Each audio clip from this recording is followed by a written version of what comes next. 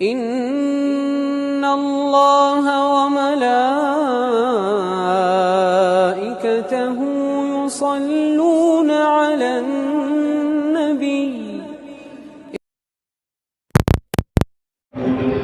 نحمده ونستعينه ونستغفره ونؤمن به ونتوكل عليه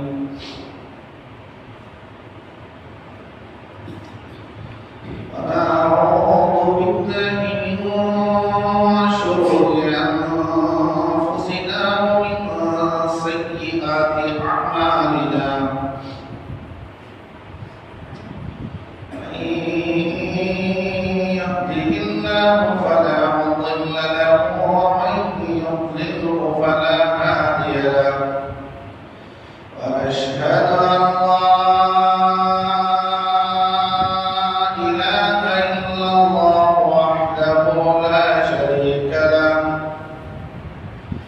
ونشهد أن سيدنا وسندنا ومولانا محمدا عبده ورسوله. أما بعد فأعوذ بالله من الشيطان الرجيم. بسم الله الرحمن الرحيم.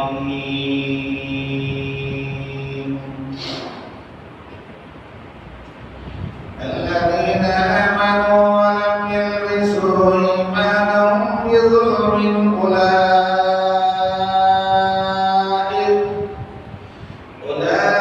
أولئك لهم الأمن وهم مهتدون.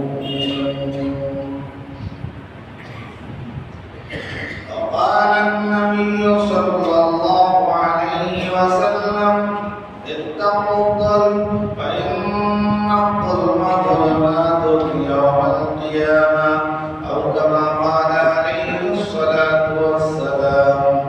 اللهم صل على محمد النبي الأمي وعلى آله وأصحابه وأزواجه وذرياته وأهل بيته وبارك وسلم تسليما كثيرا كثيرا.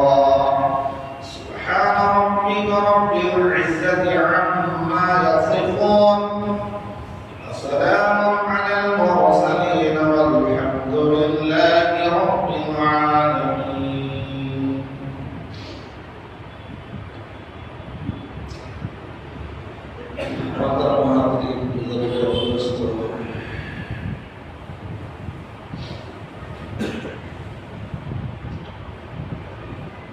अभी मैंने आपके सामने कुरान की आयत और हदीस सुनाई।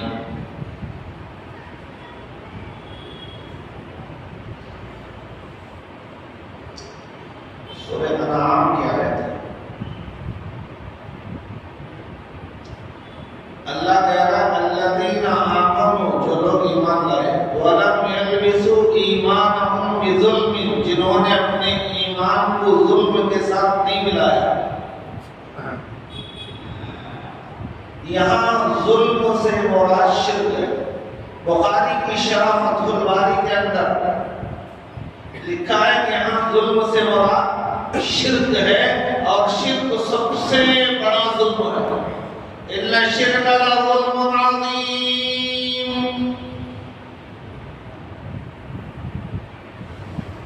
तो जो ईमान वाले अपने ईमान को शिर्क से मिलने नहीं दिया, उन्हीं के लिए अमन है, वही लोग हिदायत याफ्ता होंगे।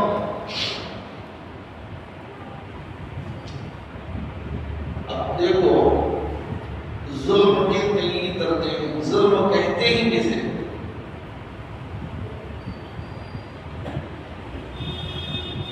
जुल्म के कई दर्जे हैं।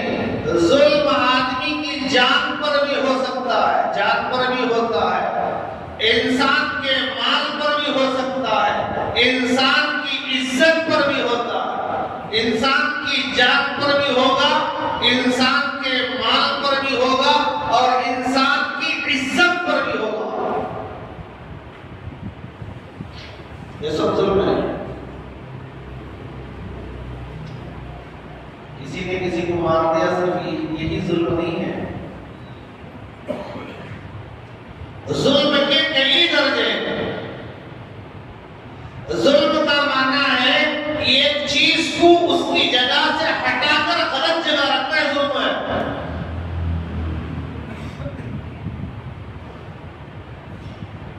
अगर तारीफ समझ में नहीं आ रही तो मिसाल समझो। टोपी, टोपी है पहनने के लिए। अगर कोई आदमी टोपी में खाना खा रहा है, ये जुल्म है।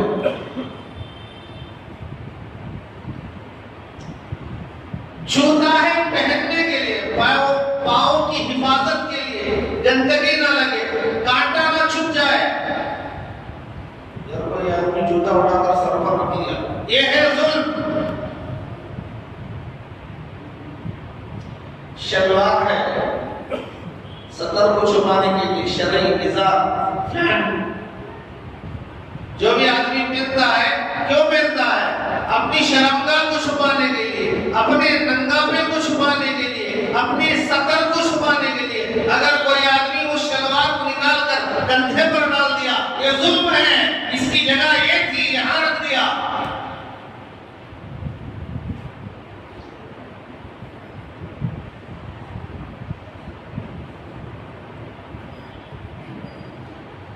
किसी की जगह के अंदर जबरदस्ती दूसरे का पार्किंग करना जुल्म है। मस्जिद की पार्किंग में मुसल्लियों के अलावा दूसरे लोगों का नमाज के अलावा वक्त में पार्किंग करना जुल्म है। किसी के घर के करीब बैठकर जोर जोर से बातें करके परेशान करना जुल्म है। किसी के मोबाइल का नेट बगैर इजाजत के वाईफाई इस्तेमाल करना जुल्म है।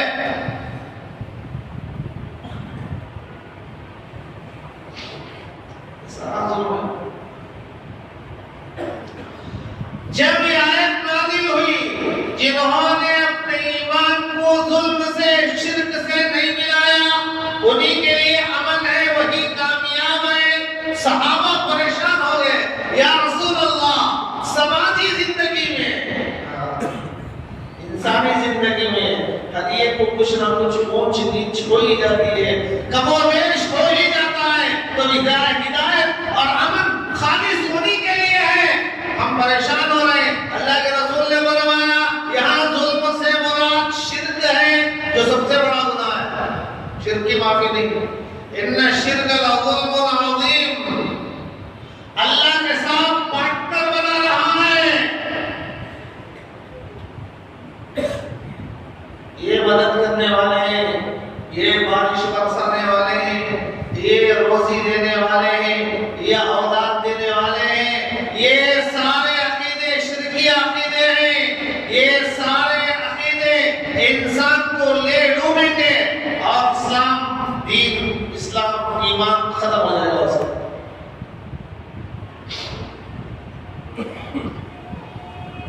तो मेरे भाइयों,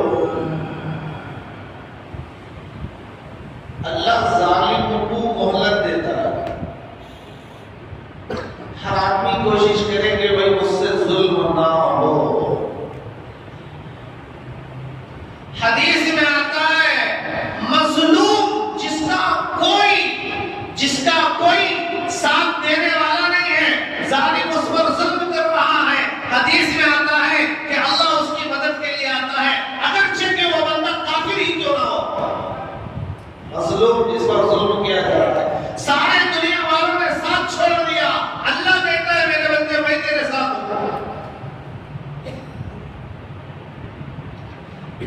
जालिम की पकड़ देर से होती है, मोहलत होती है, लेकिन जब पकड़ते हैं तो दुनिया का कोई माई का लाल, कोई ताकत ऐसी नहीं जो उसे छुड़ा सके। इन्ना अख़्ज़हु अलीमुन शदीद, बड़े सख्त पकड़ होगी। अल्लामा ज़ाबी रहमतुल्लाह अलैहि ने वाक़या लिखा कि आदमी मच्छी पकड़ रहा था, मछली, उसका काम ही होता, उसका कारोबार ही होता, उसका जरिए माश ही होता। सुबह से शाम तक मछलियां पकड़ता, मार्केट में ले जाके बेचता, घर का गुजारा चलाता। एक दिन उसे बड़ी अच्छी मछली हाथ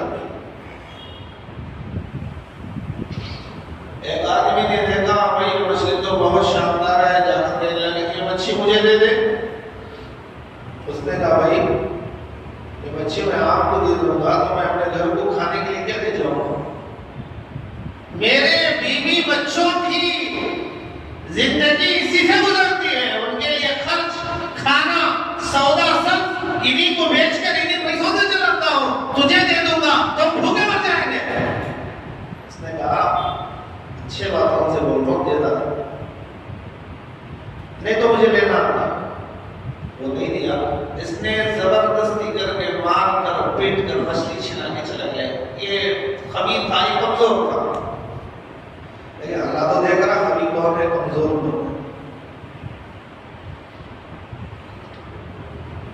किस्सा हो गया, जब वो लेकर रास्ते में चल रहा था मछली पकड़कर, उसने कांटा उसे चुभो दिया। मछली के कांटे होते नहीं होते, नहीं होते। मछली में कांटे नहीं होंगे तो भैंस में होंगे, भैंस में तो सींग होती, कांटा होता।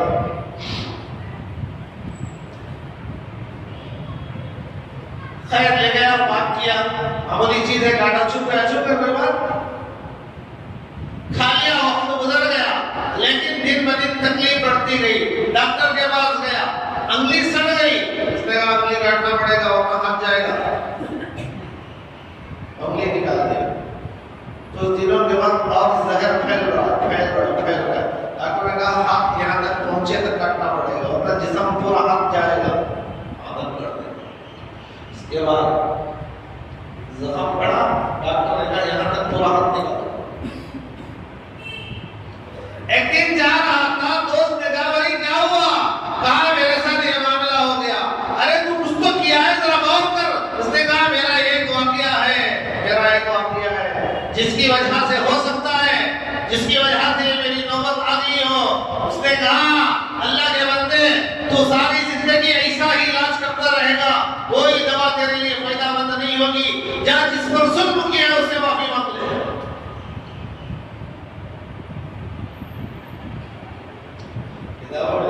तलाश करते गया, समझते आप कई दिन तलाश किया और मिला। उसे तो वाकया याद ही नहीं था, जाकर पैर पकड़ लिया, मुझे माफ कर दो, देखो मेरा हाल क्या हो, मैं कैसा था। बात आप में नीचे रहते हैं, लेकिन इंतकाल में हमने देखो चूता हमने बोल दी, क्या शाही नौजवान था, हट्टा कट्टा था, जिसे अपने ताकत पर गुरूर था, नाज था, अपने लोगों पर नाज था, अपनी प्रॉपर्टी पर नाज था, अपने चाहने वालों पर नाज था। लेकिन आज तो उसका क्या हाल गुजर रहा है। ये लोग अपने आंखों से अल्लाह ऐसे नजारे करा देंगे, देखो देखो जालिम की पकड़ आएगी, वो पकड़ उसकी नहीं हमारी होगी। हम जब पकड़ेंगे तो कोई बचा नहीं सकता।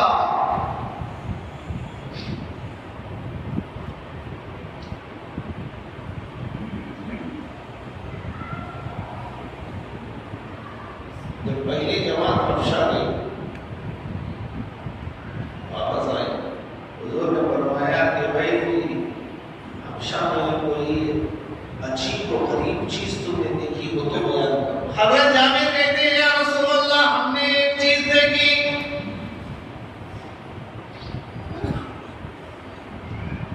क्या थी? हमने देखा एक बूढ़ी अम्मा सर पर मटका लेकर जा रही थी, पानी का या कोई सामान उठा के लेके चल रही थी। जिनके हाथों में ताकत नहीं होती, सामान वजन होगा तो उठाकर सर पर रख लेंगे।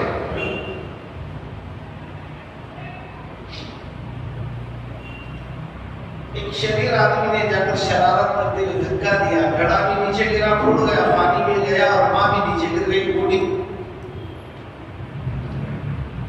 तो उसने अपने आप को संभाल कर, गिरने के बाद उठकर संभल कर कहने लगी, ओ आज मुझे धक्के देने वाले, कल क़यामत के दिन अदालत कायम होगी और इंसाफ की कुर्सी पर इंसाफ करने वाला मेरा तेरा रब होगा, उस वक्त में देख लूंगी।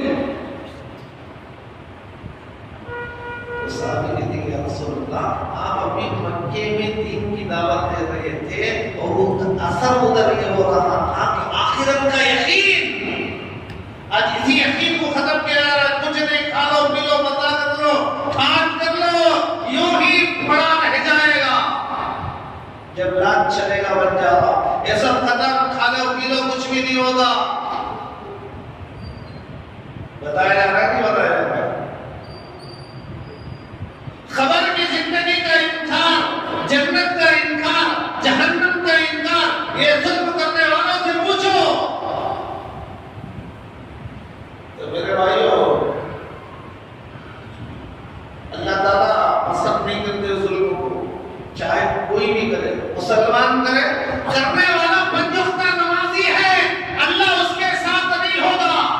मजलूम अगरचे बुत का पुजारी है, अल्लाह कहता है कि मैं मजलूम के साथ रहूंगा, अगरचे के वो काफिर ही क्यों ना हो। अल्लाह के यहाँ तो इंसाफ होगा, इंसाफ।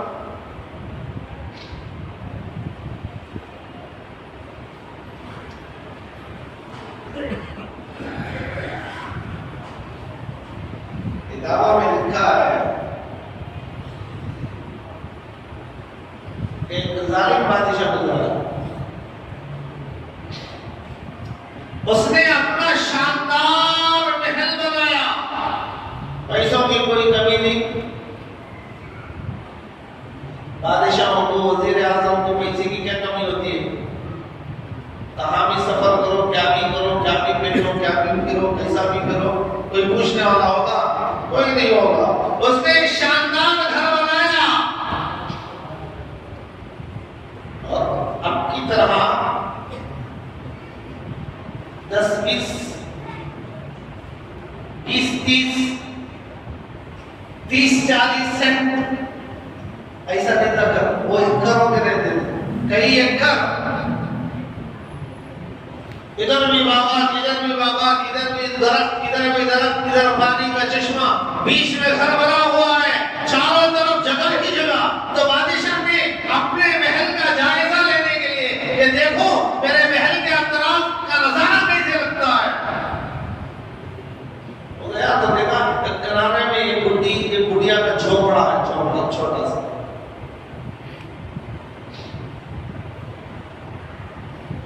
बादशाह ने कहा, अरे भाई इस गाय का एक गुड़िया का है।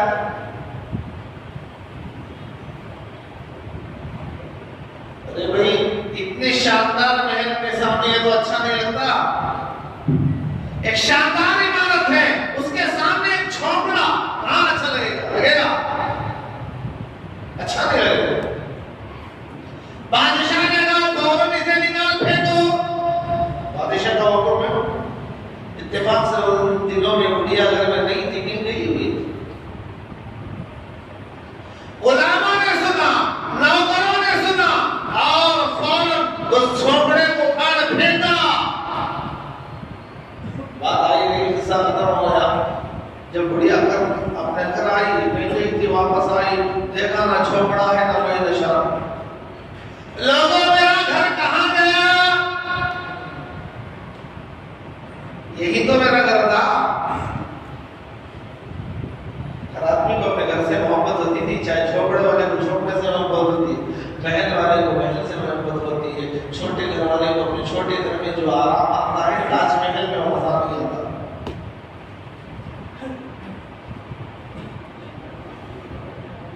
लोगों ने बताया अम्मा जी, बादशाह के नौकरों ने उखाड़ फेंका, बादशाह का हुक्म था। बादशाह का हुक्म है, मुल्क उसका है, रियाया उसकी है, हुकूमत उसकी है, पैसा उसका है, ओहदा उसका है, दुनिया का कौन सुनेगा? सुनेगा भाई? एक गरीब बेचारी, और उसने वहीं खड़े जो आसमान को देखा, कहने लगी, ऐ अल्लाह मैं तो नहीं थी, तू कहाँ गया था? किताबों में लिखा है अल्लाह ने उसी वक्त जिब्रील से कहा, जिब्रील जाओ और उस महल समेत महल के अंदर जितने हैं सबकी खबर बना दो। दीवारें फटे हो गए, छत नीचे गिरी होगी, अंदर रहने वाले सब के सब खत्म, तहस नहस कर लो। तो मेरे भाइयों, जुल्म करने वालों की जब पकड़ आएगी तो बचेगा नहीं। अल्लाह हमेशा मजलूम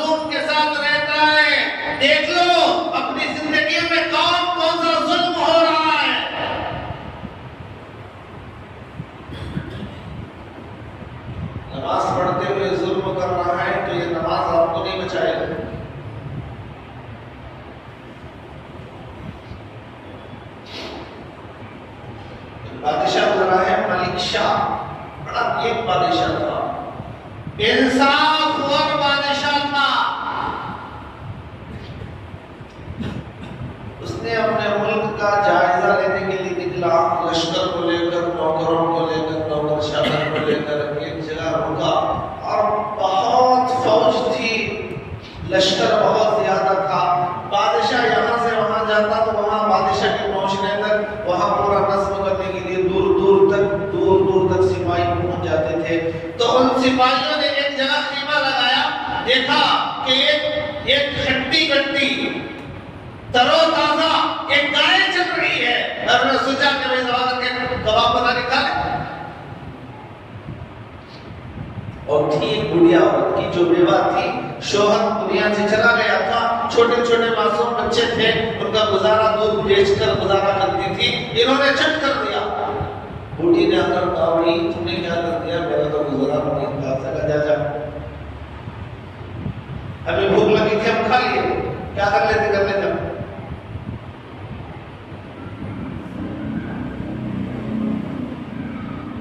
जालिम वही तो बोलेगा, क्या करते कर ले जाओ, देख लेंगे, होगा कराया सोच, खाया सोच, क्या कर लेंगे। तो बूढ़ी रोती ही वापस से लगी, क्या करेंगे।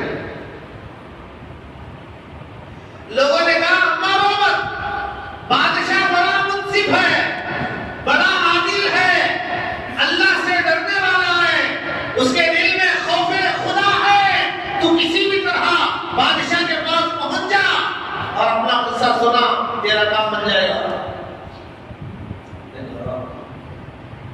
मुझे बादशाह तक रसाई कैसे पहुंचूं, मैं ये गरीब बूढ़ी कहाँ, बादशाह कहाँ। तो गांव वालों ने बताया कि फला वक्त फला दिन फला टाइम बादशाह का फला जगह से गुजर है, और वो गुजरने की जगह एक ब्रिज बनी हुई है, उसके अलावा कोई रास्ता नहीं है उधर उस पार जाने के लिए। बादशाह जाने वाला है, वक्त से पहले जाकर उस ब्रिज पर खड़ी हो जाओ। बादशाह को सुना दे, वजीरों को बोले तुम्हारे को हक नहीं, वहां जाकर खड़ जाना, बादशाह खुद देख लेगा। एक आदमी है, किसी पर जुल्म करते हुए देखे, आंख बंद करके बैठ जाए। हदीस में आता है कि जुल्म को देखकर रोके बगैर खामोश आंख करके बंद करके बैठ गए तो अल्लाह के रसूल ने फरमाया ऐसे लोगों का जिंदा रहना और मर जाना सब बराबर है।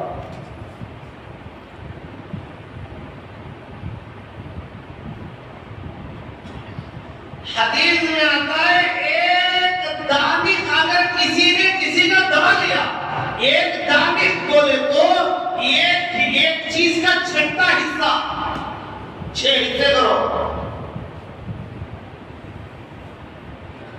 किसी भी चीज के 6 हिस्से करो तो छठवां हिस्सा एक दानिश लेते हैं। अल्लाह के रसूल ने फरमाया अगर किसी ने किसी का एक दानिश दबा लिया, खा गया, छीन लिया, तो क़यामत के दिन उस एक दानिश के लिए अपनी जिंदगी के 700 मकबूल नमाज़ें देना पड़ेगा। 700 नमाज़ें ऐसी जो कबूल हो चुकी हैं, ऐसी नमाज़ें हम पढ़कर सलाम पहले फरिश्ते ने मुंह पर मार दिया, तेरी नमाज ढंगी नहीं जाती। क्यों? आधा ख्याल नमाज में, आधा ख्याल घर में, आधा ख्याल और सोचों में, आधा ख्याल और प्लानिंग में। ऐसी नमाज है क्या भाई? ऐसी नमाज नहीं जो अल्लाह के दरबार में कबूल हो चुकी है। ऐसे 700 नमाजें, एक चीज का, पूरी चीज नहीं, एक चीज का छठा हिस्सा अगर किसी ने दबा लिया, क़यामत के दिन उसके पूरा करने के लिए अपनी जिंदगी के 700 मकबूल नमाज़ें देना पड़ेगा। अल्लाह हम सबकी हिफाजत करना है। अपनी जिंदगी में अपने आप को बनाने की कोशिश करो। हर आदमी इंसान है, हो जाता है, लेकिन बचने की कोशिश करना और पूरी कोशिश करें कि मुझसे ऐसी चीज ना अल्लाह नाराज हो जाए। इतना तो कर सकता है। तो गांव वालों ने कहा कि पुल पर खड़ी हो जाना, बादशाह आएगा। वो बूढ़ी मां गई, बक्से में खड़ी हो गई, पुल पर खड़ी हो गई। बहुत देर के बाद बोले सो तुमको क्या आता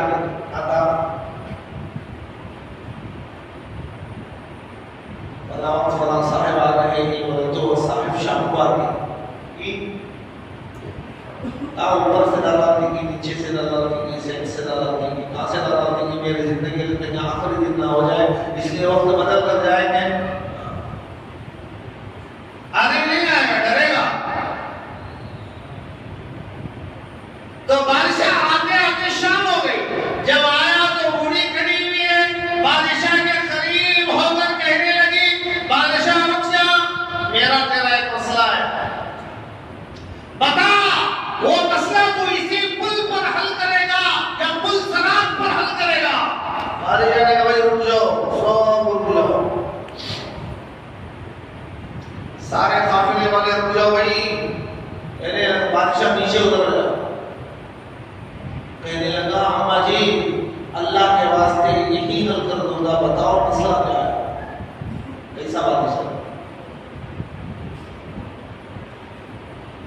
कितना अल्लाह से डरने वाला, कैसी तकवे की जिंदगी गुजारने वाला आदमी होगा। सल्तनत लश्कर अपने हाथ में रहते हुए बुढ़िया की एक बात पर, इस पुल पर या उस पुल पर, उस पुल से बड़ा पुल सरात,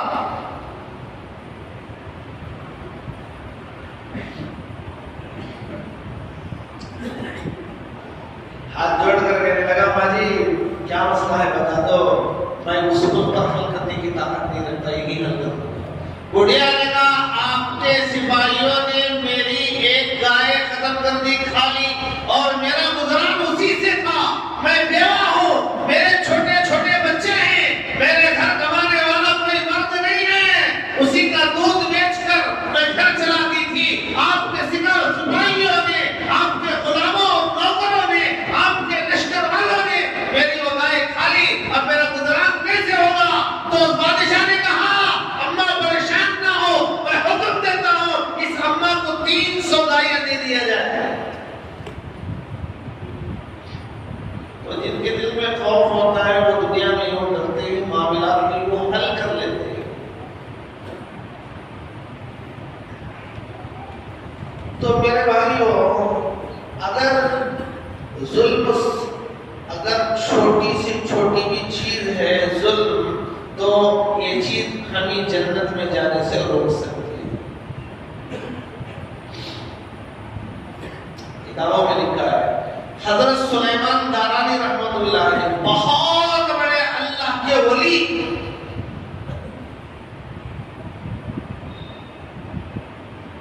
बहुत बड़ा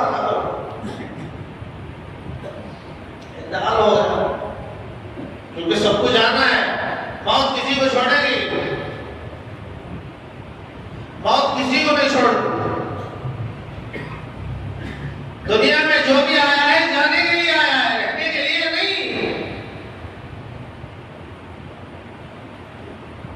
असल वतन तो जन्नत है।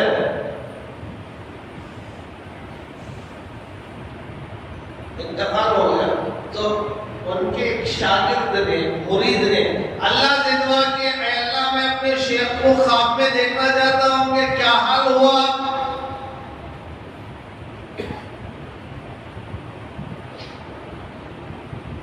अल्लाह ताला कभी-कभी बाज़ लोगों को जीती जाती आंखों से खबर के अंदर का मंजर दिखाता है कि मुर्दा बैठकर जिक्र कर रहा है, नमाज पढ़ रहा है, कुरान की तिलावत कर रहा है, सबको नहीं, किसी किसी को अल्लाह बता देता है। वो नजर इन आंखों की नजर नहीं, वो एक दिल की नजर होती है, एक अलग आंख है वो। जैसे आज के दौर में कैमरा,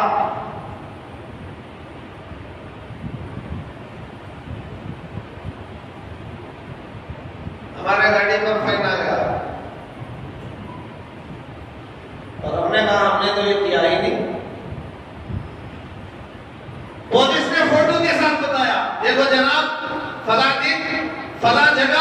फला वक्त तुमने ये गलती की है। अब फोटो देखेगा तो इनकार करेगा, दूसरे बोल सकता है, नहीं बोल सकता। तो अल्लाह ने कैमरा फिट किया है, एक कैमरे वाली एक आंख है, एक आंख है। जब वो बंदा अल्लाह के करीब होता है तो आंख खुलती है, उससे वो मंजर नजर आता है जो आम आदमी नहीं देख सकता।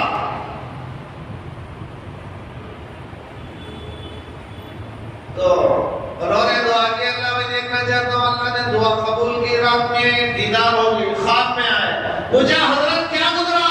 फरमाया ठीक गुजरा, लेकिन एक मसला चल रहा है। मैं जिंदगी में कभी एक लकड़ियों के गट्टे से लकड़ियों के गट्टर से एक लकड़ी बगैर इजाजत के मैंने निकाल लिया था, उसका हिसाब 1 साल से लिया जा रहा है।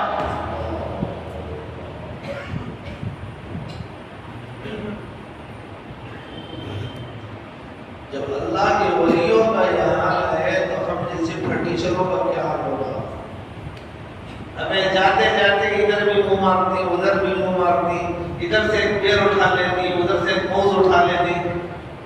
अंगूर के जमाने में अंगूर खरीदने जाओ, वो दे रहा है खा रहा है। फली खरीदने जाओ, वो दे रहा है बैठ के खड़े छिलके खा रहा है। भाई जो तू ले रहा है, लेने के बाद उसमें से खा, ये तेरे बाप का नहीं है। हजरत इब्राहिम इब्न आदम रहमतुल्लाह ने बहुत बड़ा अल्लाह का वली, हुकूमत को, दौलत को, कुर्सी को लात मारकर जंगलों में चला गया अल्लाह के वली बनने के लिए, हुकूमत छोड़ दी।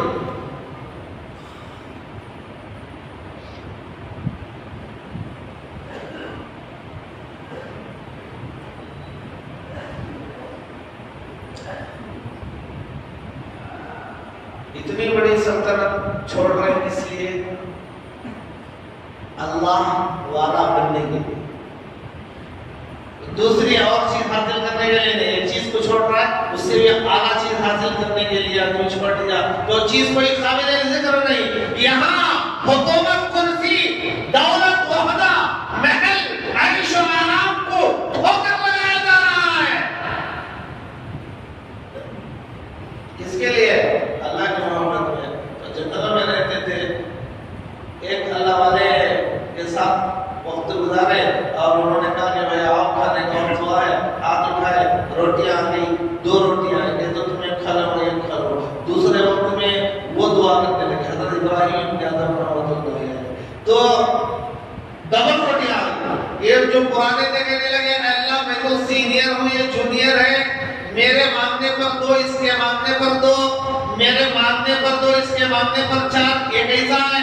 अल्लाह ने फरमाया उसने दुनिया को छोड़कर आया मेरी मोहब्बत में, जो मेरी मोहब्बत में आता है मैं उसे अपने शान के मुताबिक देता हूं। अगर इब्राहिम ने आदम रहमतुल्लाह अलैह लात मार के गए थे, बहुत बड़े अल्लाह के वली गुजरे, तो एक बार मक्के से निकलकर सफर किया, बैतुल मक़दिस गए, किबला हुआ, जाकर आराम कर रहे थे, देखा 2 फरिश्ते आए, 2 नूरानी चेहरे वाले आए। एक कह रहा है ये जो सोया पड़ा आदमी है, इसकी नमाज़ें 1 साल की कोई इबादत कबूल नहीं हो रही है।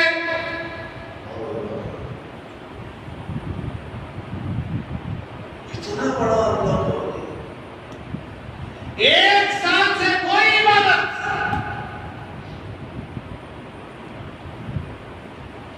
दूसरे शख्स ने पूछा, वो नूरानी चेहरे वाले जो 2 थे, एक सवाल कर रहा है।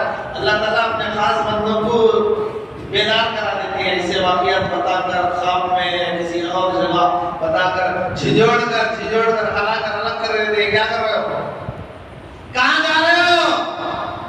किधर जा रहे हो? मुसीबत इंतजार कर रही है, आगे आ जाओ, छोड़ दो।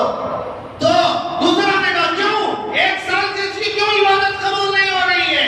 तो दूसरे शख्स ने, पहले शख्स ने कहा इसलिए कबूल नहीं हो रही है कि मक्के के बाजार में एक खजूरें खरीद रहा था, खजूर खरीदने के बाद एक नीची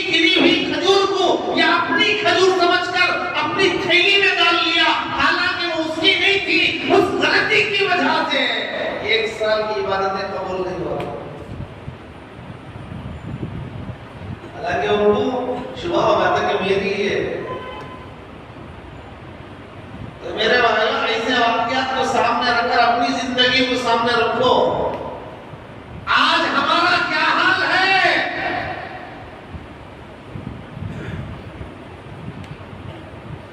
क्या हमारी नजात हो जाएगी? हमारा मस्जिदा बनाना हमारे लिए नजात के लिए काफी हो जाएगा? हमारा दीन की मेहनत करना, दौड़ धूप करना, वक्त लगाना, रातें गुजारना, मुल्के मुल्क का सफर करना, क्या हमारे लिए नजात दे देगा? देखो, अपनी जिंदगियों को पाक कर लो, अपनी जिंदगी को पाक कर लो। छोटी सी छोटी चीज भी अगर अपनी जिंदगी में ईमान के लिए खतरा देने वाली है, अल्लाह से दूर करने वाली है, तो मेरे भाइयों, अगर वो कोई दूर से भी ज्यादा अगर कीमती चीज क्यों ना हो, उसे ठोकर मार दो, अल्लाह ताला उससे बेहतरीन चीज अदा करेगा। किताबों में लिखा है, हज़रत यहया अंदलूसी रहमतुल्लाह, स्पेन के मुहद्दिस, इतना बड़ा मुहद्दिस, हदीस पढ़ाने वाला स्पेन में,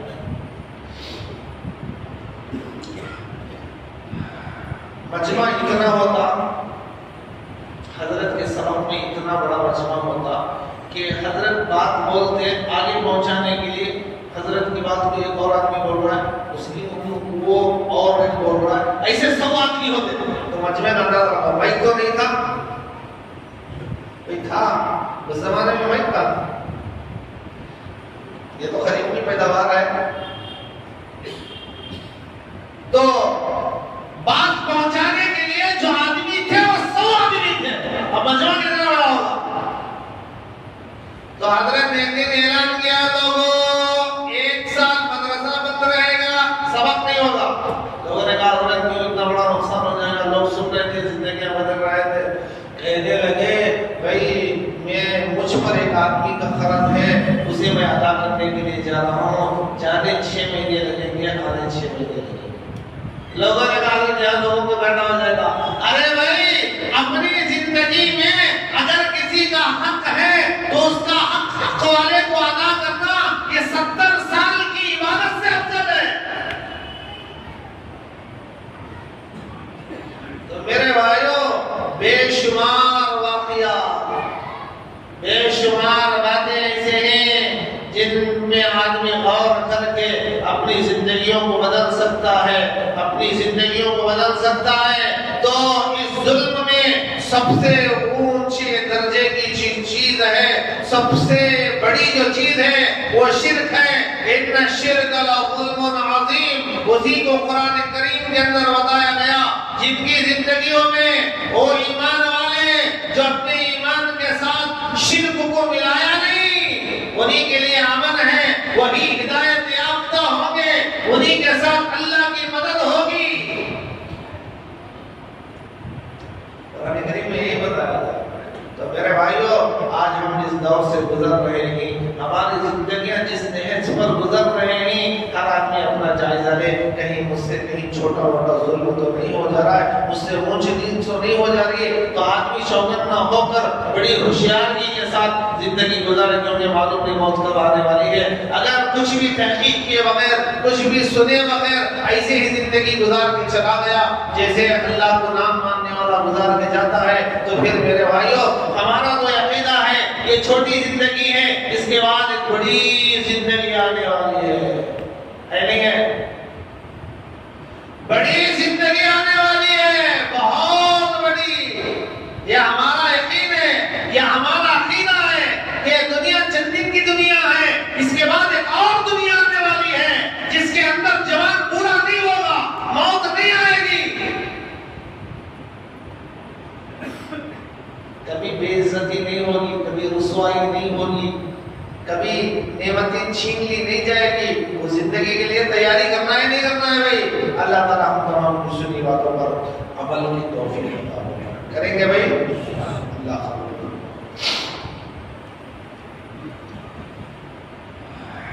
मसला ये है,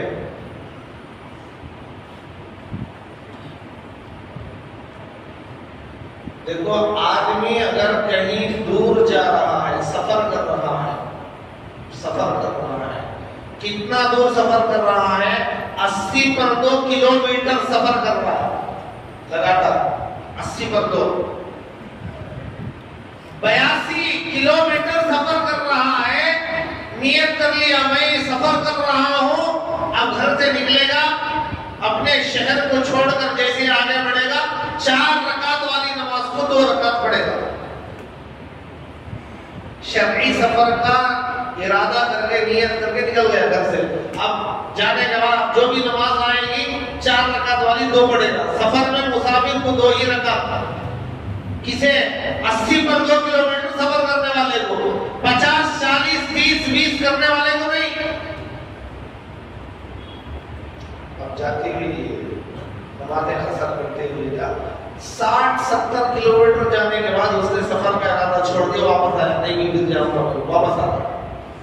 अब मसला यह है, अब वापस आने के वक्त में 4 को 2 ही पढ़ना है या 4 पढ़ना है, और पहले जो 4 को 2 पढ़ा है उनको दोबारा 4 पढ़ना है या वही काफी?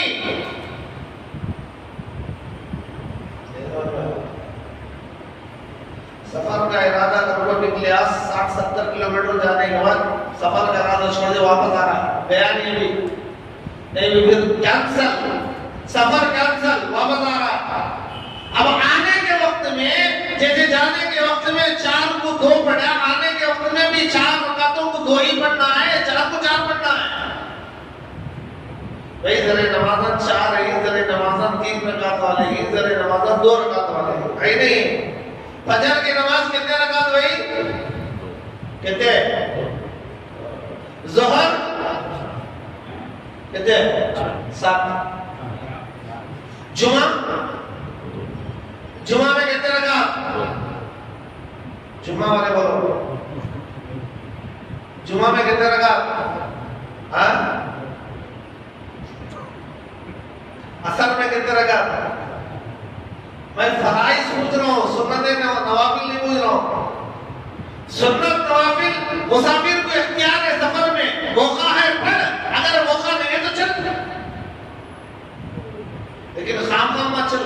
अगर वक्त है, वक्त रहने के बाद में नहीं, मैं मुसाफिर हूँ, सुन्नत फर्ज पढ़ लो तो लंबा सोला, नहीं मैं मुसाफिर हूँ, सांस के लग रहे थे, वक्त है तो पढ़ना चाहिए, छोड़ना नहीं। हाँ बाकी वक्त नहीं है या थक गया है आदमी, सफर में इजाजत है, फर्ज पढ़ लो। अब ऐसे लीजिए, इशा 4 रकात है, फजर 2 रकात है, जोहर 4 रकात है, असर 4 रकात है, मगरिब कितने रकात है? हाँ 3 रकात है। अब 3 रकात वाली नमाज को तो 3 ही पढ़ते हैं, 2 को 2 पढ़ते हैं, रहा 4 रकात वाली नमाज कौन थी? जोहर, असर, इशा, 3 नमाज नहीं। तहज्जुद फर्ज नमाज है, ये 3 नमाजें में 4-4 रकात हैं। अब सफर करने वाला 80 पर 2 किलोमीटर जाने वाला ये 4 रकात वाले को 2-2 पढ़ता, इशा में भी 2, असर में भी 2 और जोहर में भी 2 अलग पढ़ा। तो नहीं वहां जाने के बाद मस्जिद में जमात से पढ़ रहा है तो फिर ताबे इमाम के इमाम 4 पढ़ा रहे तो खामोश 4 पढ़ लो। वहां जाकर इमाम के साथ अल्लाहु अकबर, इमाम 4 पढ़ रहा है तो दोनों पर सलाम पढ़ रहे हैं, मुसाफिर बोलो। कोई नमाज है नहीं, जब खाना खा लेगा फिर पढ़ो 4। तो उलमा ने लिखा है, अगर सफर में इरादा करके गया, वापस आ रहा है, इरादा कैंसिल करके, सफर का इरादा कैंसिल करके 80 पर 2 किलोमीटर गए, नहीं गया, उससे पहले ही कैंसिल कर दिया, इरादा बदल दिया, वापस आ रहा है, तो उलमा ने लिखा है वापस आने वाला 4 रकात वाली नमाजों को 4 ही पढ़ेगा, 2 नहीं पढ़ेगा, क्योंकि सफर का इरादा गया, सफर नहीं किया, और जाने के वक्त में सफर की नीयत थी, जा रहा था, इसलिए जो जाने के वक्त में 4 को 2 पढ़ा है वही काफी है, उसे दोबारा लौटाने की जरूरत नहीं, वापस आने के वक्त में 4 को 4 पढ़ना जरूरी है।